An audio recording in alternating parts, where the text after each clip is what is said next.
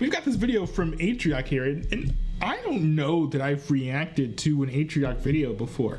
This is pretty recent. This is from, I think, yesterday, I believe. And it's called He Shot the Messenger. I believe the numbers were phony, just like they were before the election, and there were other times. So you know what I did? I fired her. Right. And you know what? I did the right thing. This is Banana Republic stuff. I don't know how else to say it, all right? I'm sorry I'm recording offline. I'm about to fly to Canada, and I'm not even sure they're going to let me back in the country after what I'm done saying.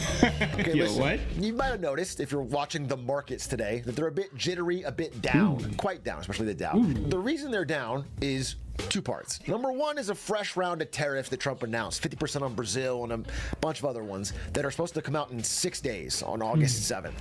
And that could be it, but the market has sort of learned not to take him too seriously on this stuff and on the dates and deadlines he sets. The other thing that happened today was that we got a horrendous jobs report from the Bureau of Labor Statistics, the BLS. This report that we just got, when you look at the July numbers and the revisions, he says this is the worst major economic report we've gotten since the end of the pandemic. That's a crazy revision. I heard that there was a good jobs report, and I know that jobs reports get revised, but to be off by over 500,000 people is kind of crazy. Worst major economic report we've gotten since the end of the pandemic era. A horrendous. I wonder where this data came from. I hope it's accurate. Job report. Well, actually, no, I don't hope it's accurate, but I would prefer that these reports are not false and that people are not just like running around lying to deceive the American people to spark a panic about the American economy. We've gotten since the end of the pandemic era. A horrendous job report. Let me just go through it. They expected something like 112,000 new jobs. What they got was 73,000. But this is before the downward revisions, because they also downward revised the past 2 months. May and June were 144,000 new jobs when they announced it in May, 147,000 new jobs when they announced it in June. However, those were revised down to 19,000 and 14,000. They cut 250 plus thousand jobs out that turns out weren't real. That's and crazy. There's been a consistent pattern. But I sort of, that does track. That makes sense. Like, I know people who over the past year, more or less, have lost jobs, and they've been looking for jobs for months, and they still are unhired. So,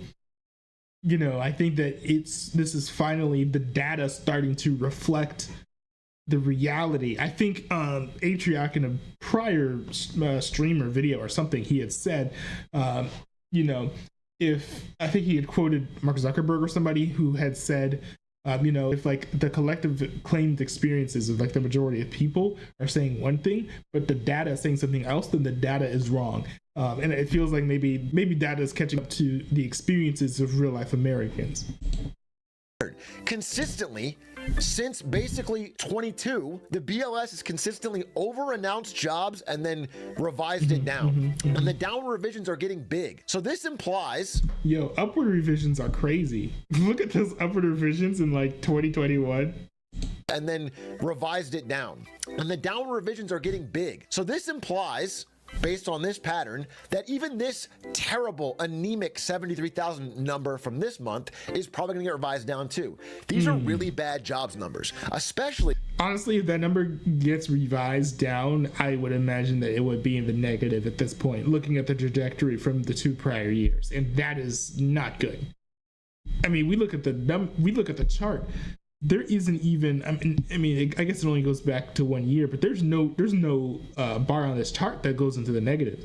There's no bar on this chart that goes worse than the last. The last 2 months. So.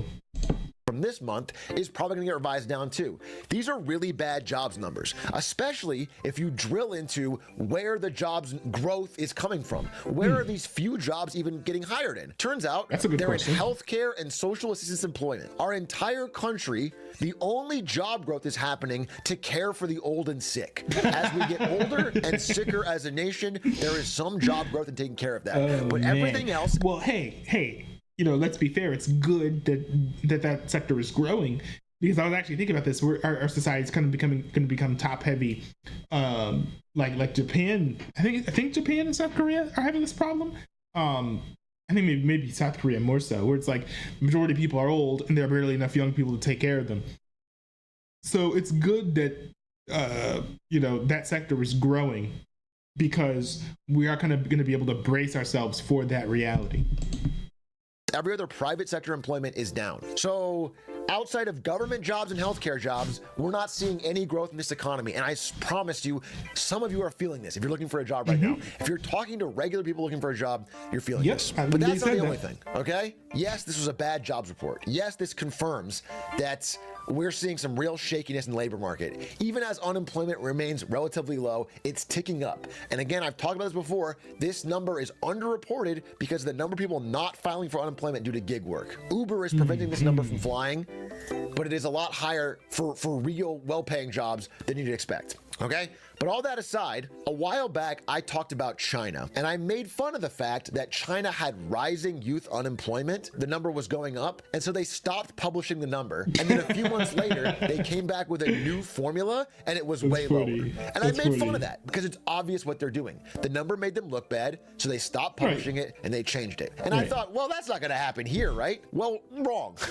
Because after this terrible jobs number came out today, this is something that's always happened. I think a lot of administrations have done this before. The Obama administration has done this before, which actually has always made me think, okay, well, if we're changing the formula for how unemployment is being calculated, then how fair is it to compare current unemployment numbers to old unemployment numbers, especially if we're going back historically? So that's always been something that's been on the back of my mind, to be fair. Immediately, our president, Donald J. Trump, salute the GOAT, gets on Truth Social and fires her. Fires the leader of the BLS, the commissioner. He shot the messenger. She put out a number that probably is... Yo, that is insane. That's insane. It's like the job numbers look bad. Let me fire the person who made the chart. And also, that makes the unemployment numbers even worse to fire somebody. So you're not even helping your own case there.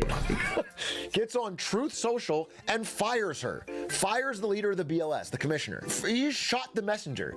She put out a number that probably is higher than it should be, and he fired her for this rigged number that is trying to make him look bad. This is Banana Republic end of cycle shit.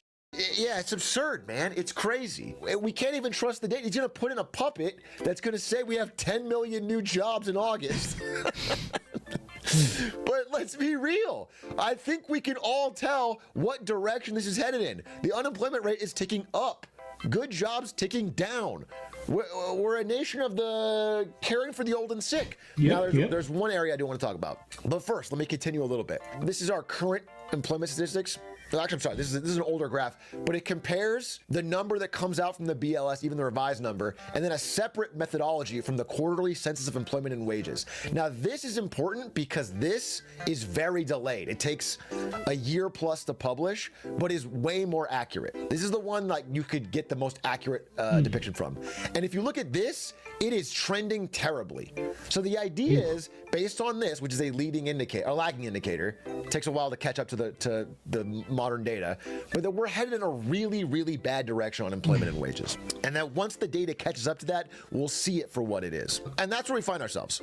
So what is working in this economy outside of being a toady for Trump that he hires? Okay? Like I mentioned healthcare, like I mentioned social care, like I mentioned some government jobs.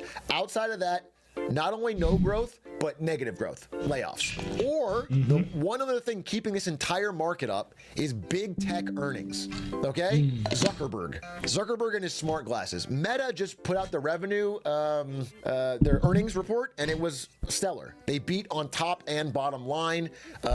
Well, the thing is, that's not going to help unemployment because they're not, I don't think that they're hiring new people to work on their AI stuff though, right? So like, that is not the good news. That's not even as good as Atrioc is trying to make it out to be. Both revenue and profit were up, and they did great. The stock popped 10%, okay? If you are part of a elite class of AI researchers, you're getting paid absurd amount of money. And those companies are doing very well. If you have stock in the few big tech companies. Outside of that, nobody is seeing a good time in this economy. If you're not caring for old sick people or working as an AI researcher, you are seeing your material earnings decrease and you are seeing a more difficult time finding jobs. That's just the reality of it. I don't care how they spin the numbers, and I don't care who Trump hires to put in this BLS position. Just drop the L. It's going to be BS. Okay?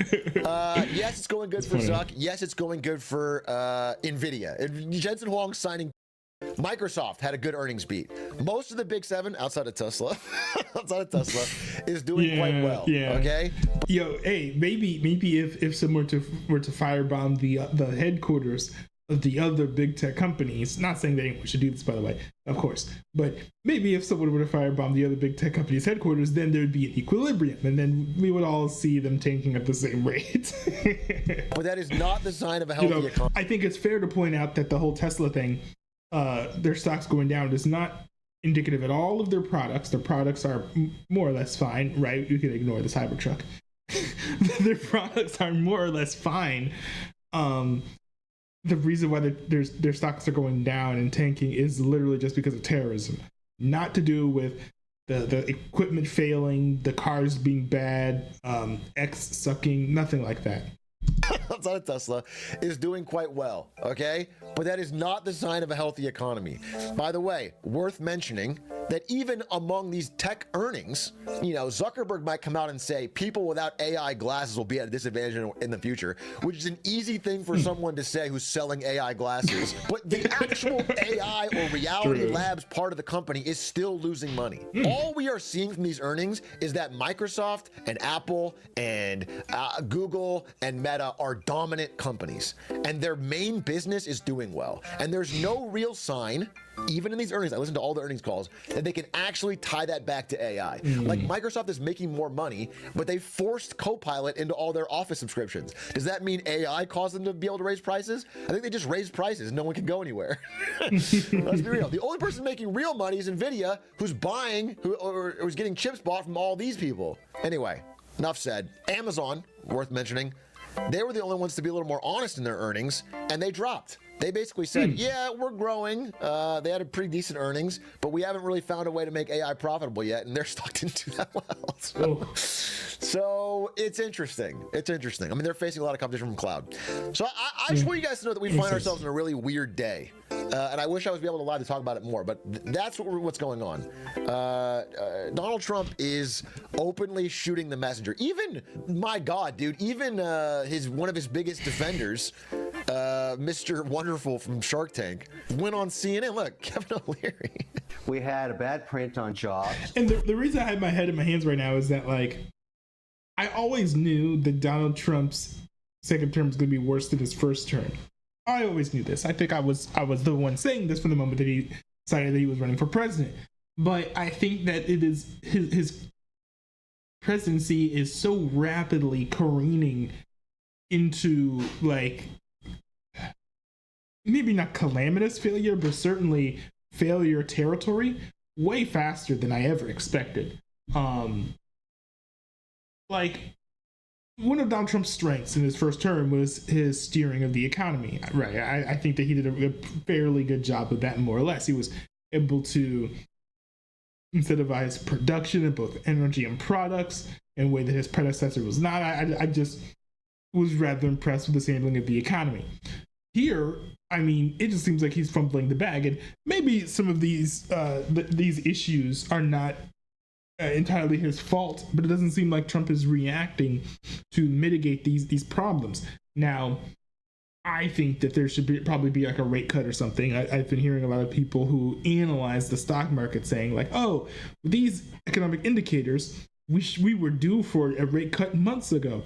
But it just seems like Trump is unreactive and is not focusing on this when the economy is one of the most important things of your entire government, right? And I know that there are probably going to be some people who's like, oh, the economy only matters for the rich. Like, no, it doesn't, because you need to eat. In order to eat, you need to make money. In order to make money, you need to work unless you're a streamer. But in general, like, yes, the economy is, it's extremely important, and presidents need to focus on this when they're in office. So, like, it's just wild to me, the night and day, contrast between the economy under Trump and the economy under Trump, right? And I'm not double speaking there, right? Because we have 2016 Trump, we have 2024 Trump. Went on CNN. Look, Kevin O'Leary. We had a bad print on jobs. I did not agree on whacking the commissioner. I don't like that. Whacking statisticians makes no sense whatsoever. You don't shoot the messenger. They used to do that in ancient Rome. Bad news, to kill a guy off the horse. You don't need to do that now. It doesn't matter. It feels like a Caligula emperor thing. Casey Hunt tried not to laugh. They used to do that in ancient Rome. Bad news, to kill a guy off the horse. You don't need to do that now. It doesn't matter. It feels like a Caligula emperor thing. A statistician gives you a honestly probably extra good print. It's probably worse than they're saying, but it's too bad for you, so you fire them on the spot to try and get someone else in. It's like if the canary in the coal mine dies and then you just like kill the guy who made the bird cage. It's like, bro, like you're missing the point entirely. It's ridiculous, dude. And the pressure on Jerome Powell only continues to rise. He did another massive rant calling him too late, Powell. We have to lower the rates. He's gonna do whatever it takes to get him out of office. We're in a really weird time where we're not gonna be able to trust the data soon. Slightly different conversation. And the data is not good. I don't have to tell you guys know my stance on this, but it's becoming more and more clear now that there's just a massive, massive disconnect between the stock market, which has been relatively bubbly in the past few months, and the real world ability of people to find jobs. And firing our BLS statistician is not making any of that better. So that's where we're at. That's the update I wanted to give on what's going on today. Let me know your thoughts. It's crazy. It's Banana Republic. Okay, one more thing while I'm walking through the airport. The two we can't forget about the Subway Surfer footage. We gotta stuff that in. Mentioned Meta and Microsoft that had bombshell earnings beats. They're laying people off. Okay, they're not even hiring. So even the companies that are doing well. Oh yeah, I was about to say, like, who are they hiring? The machines are coming along and they're sucking up all the water. Like, they don't need to hire anybody else for that. I didn't know they were cutting, and that's an interesting point that he brought up. But I was like, them making a lot of money doesn't mean that it's good for wages or for employees. Aren't hiring. It's terrible. It's a terrible job market. All right, wish me luck. I'm going to Canada. Bye. Well, I'm quite sure that he will be allowed back into the country. It's a good video. Certainly worth keeping an eye on how the economy is going, because I feel like it's sort of teetering on the edge of some sort of large collapse. I think that descent could be made gentler depending on certain reactions that Donald Trump makes, but just things are not looking good. We've got record high stock market prices, which is never good, right? Because, what goes up must come down, and you gotta worry about what things are gonna look like once that shoe drops. I think that is kind of a scary thought, but it's one that a lot of people should be looking dead in the face, because it is a reality that we do need to confront ourselves with.